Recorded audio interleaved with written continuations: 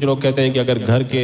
جو ہے وہ چھت پہ اگر الو بول جائے تو یہ آفت آنے کی دلیل ہے۔ الو ہے تو بولے گا ہی، اس کا کام ہے بولنا، اس کی وجہ سے آفت کیوں آئے گی؟ کوئی کہتا کوا بول جائے تو یہ ہو جائے گا، کوئی کہے کہ بلی روئے تو آفت آتی ہے، کوئی کہے کہ بلی راستہ کاٹ جائے تو کام نہیں کرنا چاہیے، اور کچھ لوگ تو کہتے ہیں بچہ سو رہا ہے، اوپر سے اگر ہم لوگ نکل جائیں گے تو بچہ پھر اس کا قد چھوٹا ہی رہ جائے گا، وہ قد بڑا نہیں ہو پائے گا اس کا۔ الگ الگ جو ہے وہ بدشگونیاں لوگوں نے اپنے طور پر پال رکھی ہیں، حالانکہ اسلام جو ہے وہ اس طرح کی بدشگونیوں کی مخالفت کرتا ہے۔ اسلام جو ہے وہ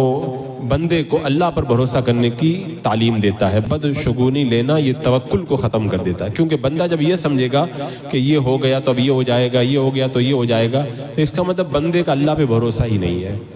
اللہ کی رضا اور اللہ کی مرضی پہ بندے کو راضی رہنا چاہیے کہ یہ دن آ گیا یا فلاں مل گیا، فلاں دیکھ لیا، یہ آواز آ گئی، ان کے پیچھے بندے کو اپنا ایمان نہیں خراب کرنا چاہیے۔